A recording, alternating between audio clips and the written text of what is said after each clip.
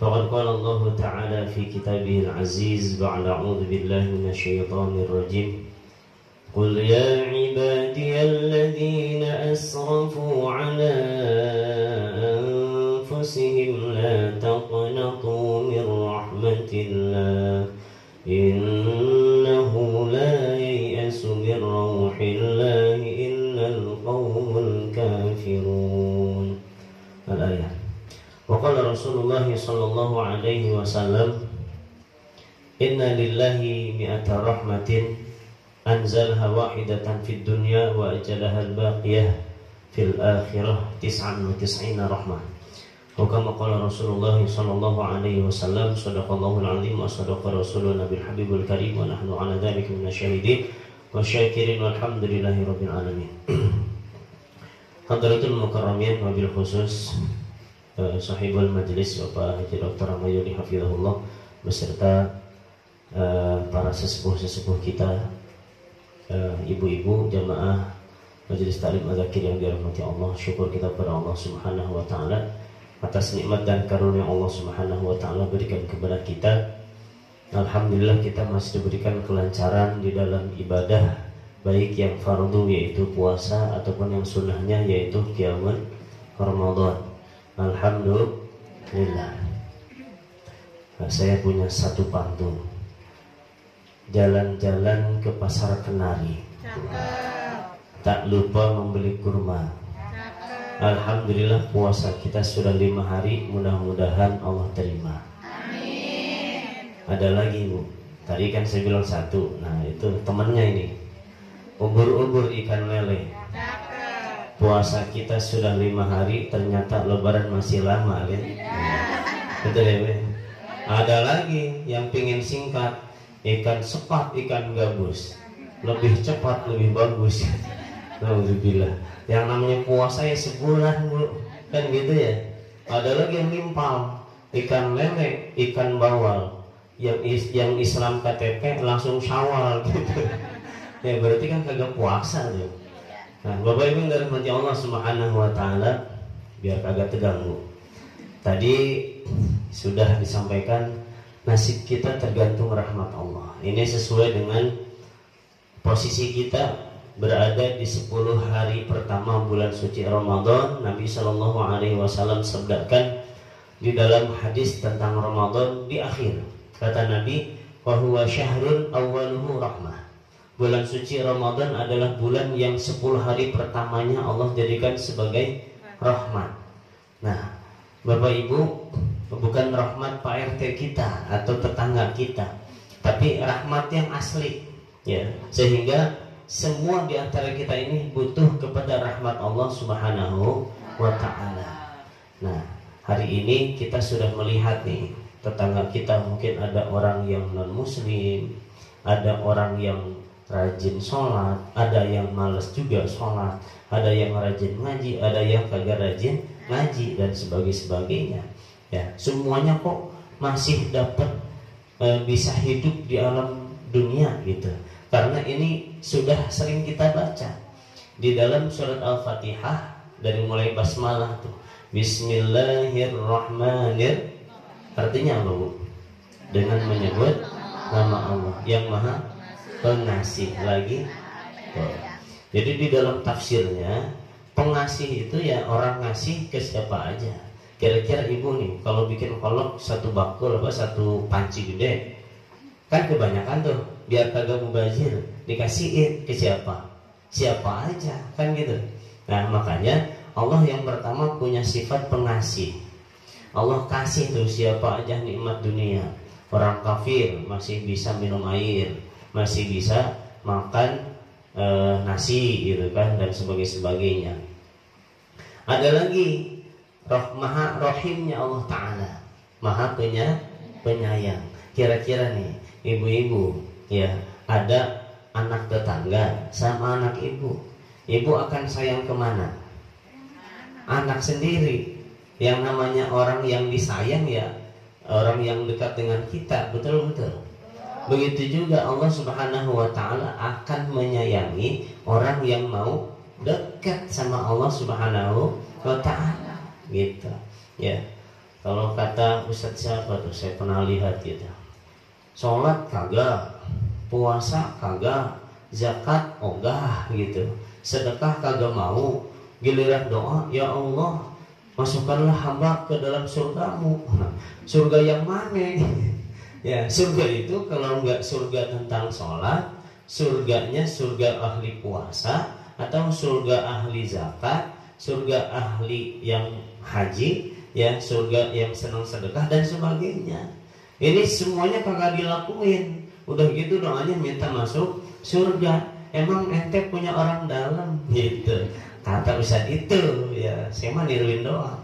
Nah, jadi ini diantaranya. Sehingga kalau kita ingin disayang, ya dekat atuh sama Allah Subhanahu wa ta'ala, gitu ya Bu ya. Nah, sehingga yang namanya rahmat ini adalah perkara yang paling kita butuhkan. Kata Nabi Shallallahu Alaihi Wasallam kepada para sahabat, la yadkhulu ahadukum al-jannah bi'amali. Salah seorang di antara kalian tidak akan masuk surga dengan amalnya. Lah, amal itu ada perintah sholat, ada puasa, ada zakat, ada haji ke Baitullah, ada apa lagi? Ada sedekah, amalan sunnah yang lain banyak tuh. Kita lakuin semua. Cuman ini semua kata Nabi tidak menjadikan kita masuk surga. Ya coba aja Bu bayangin kalau kita ngandelin sholat gitu kan. Dalam sholat itu kita kan diperintahkan dari mulai pertama itu ngapain? Takbiratul ihram. Bunyinya gimana? Allahu Akbar. Itu yang benar. Tapi ada yang sholat itu gini, Allahu Akbar. Gitu. Jadi pas takbir tuh berai semua gitu. Ya, urusan semua dikumpulin di sholat gitu Bu. Ibu-ibu pas lagi sholat Allahu Akbar, waduh ini masak apa nanti gitu, mikir apapun di sholat gitu. Kira-kira sholat yang kayak gitu cocok nggak diterima oleh Allah? Kagak. Udah gitu gurung gusuh. Ya, sholatnya gini, Allahu Akbar, Allahu Akbar, ini mah. Ya, ada sahabat yang sholatnya kayak gitu. Nabi lagi diem di masjid, ada orang Arab sholat di samping Nabi, kelihatan gitu. Sholatnya kayak gitu, kayak burung makan makanan. Allahu Akbar, gitu. Akhirnya kata Nabi, kalian ente sholat lagi? Belum sholat ente? Akhirnya diulang, kayak gitu lagi. Ya, akhirnya apa? Pas dipanggil lagi, sholat lagi, ente belum sholat, udah 3 kali mondar-mandir balu, gitu. Ya Rasulullah capek, gitu. Ya, saya nggak bisa lebih baik daripada itu. Sini, kalau sholat, ruku tumakninah dalam ruku, iktidal tumakninah dalam iktidal, sujud diam dulu di sujud, gitu, santai aja. Oh gitu, kata sahabat itu. Akhirnya dilakuin tuh, udah gitu sama Nabi nggak dipanggil lagi. Kenapa? Karena udah benar sholatnya, gitu ya Bu ya. Nah, sehingga kita puasa, coba puasa itu Bu, kita kan yang diminta itu bukan hanya sekedar nahan lapar dan haus saja. Kalau nahan lapar dan haus bisa Bu, siapapun. Orang yang mau operasi disuruh puasa sama dokter, Bu besok operasi sebelum puasa dulu ya Pak dokter, gitu. Bisa nggak?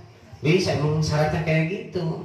Cuman nggak bisa asal-asalan gitu. Ini mah puasa gitu kan, tapi masih ngomongin orang gitu. Jom itu mah gini mah ini mah ya udah gitu apa, ya Allah pas buka, terimalah puasa hamba. Minta diterima puasa tapi masih ngomongin orang gitu ya, masih buka sinetron. Udah gitu sinetronnya tentang fitnah juga gitu ya, nontonin orang gibah gitu ya. Udah gitu nonton beritanya aja udah gosip gitu ya. Nauzubillah min dzalik.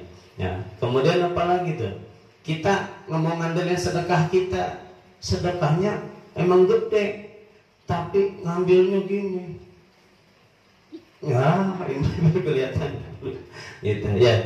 Jadi kalau kita ngandelin amal-amal kita, nggak ada yang bisa diandelin. Beda dengan amalan dulu ya. Ada seorang sahabat, kebiasaannya itu masih sedekah di malam hari.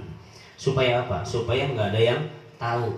Cuman memang orang ini Yang sedekah ini nggak tahu juga kalau yang dikasih sedekahnya ini orang berhak atau bukan. Karena kalau sedekah itu harus tepat sasarannya. Satu, harus memang orang yang miskin. Yang kedua, walaupun nggak miskin, orangnya soleh dan sebagainya gitu. Dia taruh tuh yang sedekahnya, digantungin di rumah. Besoknya rame, ada orang sedekah ke orang kaya. Karena orang kaya gak butuh sedekah, butuh diminta sedekahnya gitu. Yang orang kaya mah rame tuh. Akhirnya sampai ke telinga dia, ya Allah, hamba emang nggak tahu orang itu kalau orang kaya gitu. Saya gantungin aja tuh. Akhirnya dia coba lagi, nggak putus asa. Di malam kedua dia coba gantungin lagi. Akhirnya besok paginya rame lagi, ya. Akhirnya apa? Ternyata dia gantungin makanan sedekahnya itu di rumah orang pendosa. Apa namanya? Perempuan pelacur lah, ya singkatnya. Ramai itu. Akhirnya sampai ke telinga dia, ya Allah, hamba nggak tahu kalau rumah itu adalah rumah orang pelacur gitu. Maka singkat cerita, malam ketiga dia coba lagi. Ya, pas dicoba lagi, besoknya ramai lagi. Apa ramainya? Ternyata dia menggantungin sedekahnya itu di rumah orang yang paling kikir di kampung itu. Ramai lagi tuh. Ya, akhirnya apa? Karena dia tidak sengaja dan dia minta dan betul-betul ikhlas kepada Allah Subhanahu wa taala, akhirnya apa? Allah terima sedekahnya. Yang pertama, orang kaya tadi jadi senang sedekah.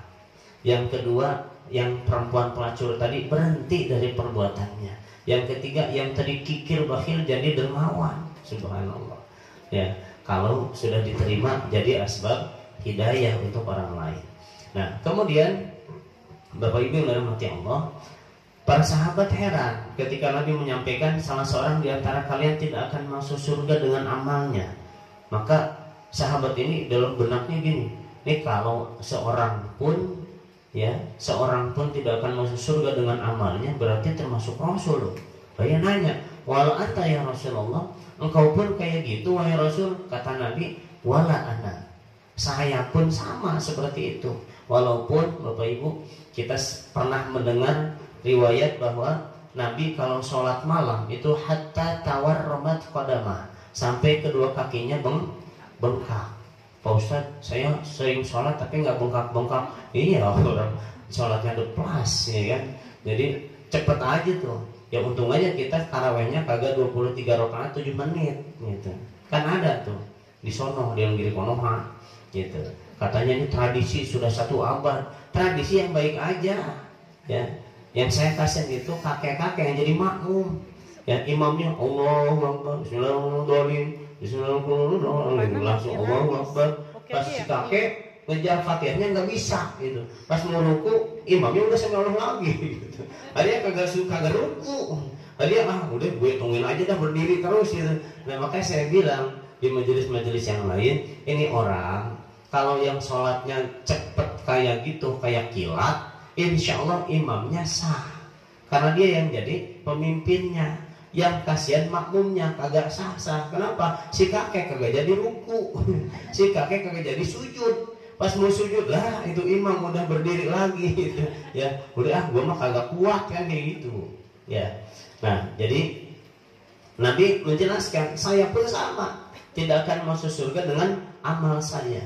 Cuman ada pengecualian, kata Nabi, illa an yataghammadaniyallahu birahmatih, kecuali jika Allah meliputi saya dengan rahmatnya. Berarti nih Bapak Ibu, kita nggak usah menghiraukan omongan orang-orang yang memang kagak berakal. Apa omongan mereka? Kan kata Nabi tidak akan masuk surga dengan amal. Berarti nggak usah sholat, nggak usah puasa, nggak usah zakat, nggak usah haji, nggak usah sedekah gitu. Ya, sepintas sih mungkin kayak benar gitu ya, kayak benar itu berarti nggak benar gitu ya. Nah mungkin orang yang kagak berakal mikirnya kayak gitu. Ternyata Bapak Ibu, kalau kita kiaskan dalam kehidupan kita sehari-hari, kira-kira nih ibu-ibu kalau sudah naruh makanan di piring, kemudian ibu-ibu nyimpulin, wah ini nasi sepiring bisa ngenyangin nih, udah gitu kagak ibu makan, kenyang nggak? kagak kenyang Bu, gitu kan? Ya, begitu juga ibu lihat sirup marjan udah di gelas, udah gitu, wah seger nih, tapi kagak diminum, seger apa enggak? Nah, jadi di sini berlaku yang namanya syariat dan hakikat. Jadi kita ini kalau diperintahkan untuk sholat ya sholat aja, diperintahkan puasa puasa aja, diperintahkan zakat zakat, ya kalau mampu haji haji dan sebagainya. Tapi tujuan hakikat kita adalah rahmat Allah Subhanahu wa ta'ala. Jadi yang kita minta apa? Yang kita minta dari sholat kita, dari puasa kita, zakat kita, dari semuanya itu adalah rahmat Allah Subhanahu wa ta'ala. Karena kalau kita ngandelin amal ibadah kita tadi, aduh ya, kita udah kagak pede duluan ya. Khusyuk di awal, Allahu Akbar, pas takbir emang kebenaran emang beneran kelihatan kayak kita ini dilihat oleh Allah Subhanahu wa ta'ala. Pas udah mulai Allahu Akbar kabiro dan seterusnya, mulai tuh datang pikiran-pikirannya, antara kemana ini jalan-jalan gitu ya, dan sebagainya muncul semua gitu. Bahkan ada kisah di tentang tabi'in kalau nggak salah, atau tabi'ut tabi'in. Jadi ini ceritanya orang sholat berjamaah gitu. Nah imamnya lupa, baru 3 rakaat. Makmum yang lain lupa juga. Akhirnya apa? Imamnya tasyahud akhir, si makmum yang lain ikut tasyahud akhir juga. Cuma ada satu orang yang kekeh tuh, subhanallah gitu. Akhirnya apa? Si imam mau nggak mau nurutin tuh, berdiri nambah 1 rakaat lagi. Pas udah salam nanya, siapa tadi yang subhanallah? Yang lain kok diam aja gitu. Iya kami pada lupa juga gitu. Ternyata ya pas ditanya tuh, siapa yang subhanallah? Saya. Kenapa kamu doang yang ingat gitu? Kita baru 3 rakaat. Iya Pak Imam, tadi soal rakaat yang pertama saya lagi mikirin toko ke-1. Rakaat kedua saya mikirin toko kedua. Rakaat ketiga toko ketiga. Pas mau saya mikirin toko keempat, lah kok Pak Imam tasyahud akhir gitu. Ya harusnya kan 1 rakaat lagi. Kirain khusyuk katanya gitu ya. Nah jadi nggak mesti juga gitu ya, orang kayak gitu. Bisa jadi yang lupa gimana ya, gimana tuh, yang ingat khusyuk apa yang lupa khusyuk? Kalau menurut saya sih semuanya kagak khusyuk Bu. Udah lupa udah jelas kagak khusyuk Bu gitu ya. Gimana sih Bu? Ya Bu ya. Nah itu kemudian yang dirahmati Allah Subhanahu wa ta'ala. Dan nanti di akhirat itu ada satu pengadilan yang Allah Subhanahu wa ta'ala akan memanggil satu persatu. Ya, satu persatu ini akan ditanya, kamu melakukan kesalahan ini di tempat anu, di jam anu, tanggal anu, pokoknya lengkap semua. Cuman kata Allah, aku tutupi ketika di dunia. Kenapa? Ya karena melakukan dosanya secara tersembunyi. Dan hari ini saya ampuni dosamu gitu. Ini diantara fungsi rahmat Allah Subhanahu wa ta'ala. Dan ada orang ya nanti akan diputuskan oleh Allah Subhanahu wa ta'ala selama hidupnya tidak pernah ibadah, selama hidupnya tidak pernah melakukan amal baik lah gitu. Cuman ada tuh satu ibadah, satu perbuatan yang Allah Subhanahu wa ta'ala suka dari dia gitu ya. Orang ini enggak sholat, enggak puasa gitu, cuman orang ini sangat memuliakan ibunya. Berarti Bapak Ibu, di sini kita nggak bisa sombong-sombongan ya. Misalkan kita berangkat ke masjid atau ibu berangkat ke majelis lewat orang yang kagak ngapa-ngapain, dia mah males gitu ya. Kita nih ahli surga gitu ya, siapa yang jamin? Kagak ada yang jamin. Cuman setidaknya kalau kita sudah mulai berusaha kan ada lah gitu remang-remangnya gitu ya Bu ya, daripada tidak kan gitu. Cuman kita nggak boleh emang ya, karena ada satu kisah di dalam kehidupan Bani Israel. Jadi satu orang soleh, yang satu orangnya lagi demennya itu judi gitu ya, dan sebagainya. Nah akhirnya apa? Si orang yang soleh ini kalau mau melakukan ibadah suka negur dulu, woi berhenti dong dari judi gitu kan. Nah akhirnya sekali masih kayak gitu, dua kali, lama kelamaan jengkel juga. Semakin jengkelnya akhirnya keluar tuh nyeletuk, ahli neraka gitu, digituin tuh. Karena apa? Mungkin secara dohir emang benar ngelakuin judi itu kan dosa ya, tapi bukan berarti kita memvonis orang menjadi ahli neraka. Kita tidak boleh jadi Tuhan untuk orang lain. Seperti itu. Akhirnya apa? Allah Subhanahu wa ta'ala merubah kehidupan si penjudi tadi, si pelaku dosa tadi. Allah berikan hidayah taubat, jadi seneng amal soleh. Yang tadi ngatain itu dibalik, jadi males amal soleh. Jadi yang ngatain tadi matinya su'ul khotimah, yang tadi dikatain jadi husnul khotimah. Itu. Nah, jadi Bapak Ibu dari hati Allah Subhanahu wa taala, momen kita di 10 hari pertama ini, mari ya kita perjuangkan nasib kita ini. Kita melakukan ibadah dan sebagainya wajib, harus kita kerjakan. Kenapa? Karena tadi ya, yang namanya syariat kita penting. Ya, ibu-ibu kalau mau datang beras ke rumah, kira-kira diam di rumah ya, doa sama Allah, ya Allah datangkan beras. Pokoknya harus datangkan beras. Kalau enggak mau tahu saya pokoknya gitu. Apa gitu? Atau bawa uang ke warung gitu. Ya. Bu, ada beras, berapa seliter? 12.000, beli 5 liter bu gitu. Bawa ke rumah, ada nggak berasnya? Ada. Mau yang pertama apa yang kedua? Yang kedua yang benar gitu ya. Nah, jangan juga kita kayak iblis. Iblis itu diperintahkan sujud kagak mau. Ya. Kenapa? Karena melihat apa yang diperintahkan oleh Allah. Iblis tidak melihat siapa yang memerintahkan. Diperintahin sujud ke Adam. Saya terbuat dari api, dia terbuat dari tanah. Api, tanah. Api sama tanah kan kalau dibakar sama api angus. Berarti lebih baik kan api dong. Ya kagak mungkin lah saya sujud ke ke Adam yang terbuat dari tanah gitu. Akhirnya sombong duluan. Kagak inget kalau yang nyuruh itu Allah Ta'ala. Beda dengan malaikat. Kalau malaikat sami'na wa ata'na.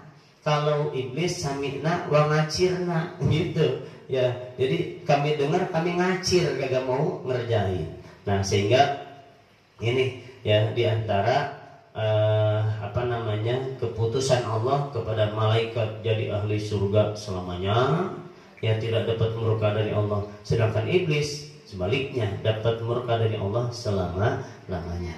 Nah, maka Bapak Ibu dalam hati Allah Subhanahu wa taala, mudah-mudahan Allah Subhanahu wa taala senantiasa memberikan curahan rahmatnya kepada kita dengan melalui ibadah yang kita kerjakan, dari mulai sholat fardu, sholat sunnah, puasa fardu, puasa sunnah, zakat fardu, zakat sunnah, ya, dan semuanya. Dan mudah-mudahan ini menjadi catatan amal kita nanti di sisi Allah Subhanahu wa ta'ala. Dan insya Allah kita adalah generasi hamba Allah, umat Rasulullah, yang insya Allah nanti saling menolong di sisi Allah Ta'ala, saling memasukkan ke dalam surganya Allah Ta'ala. Amin ya Allah ya Rabbal Alamin. Ini yang bisa disampaikan, kurang lebihnya mohon dimaafkan. Akhirul kalam, wallahu muwaffiq ila aqwamit thoriq. Wassalamualaikum warahmatullahi wabarakatuh.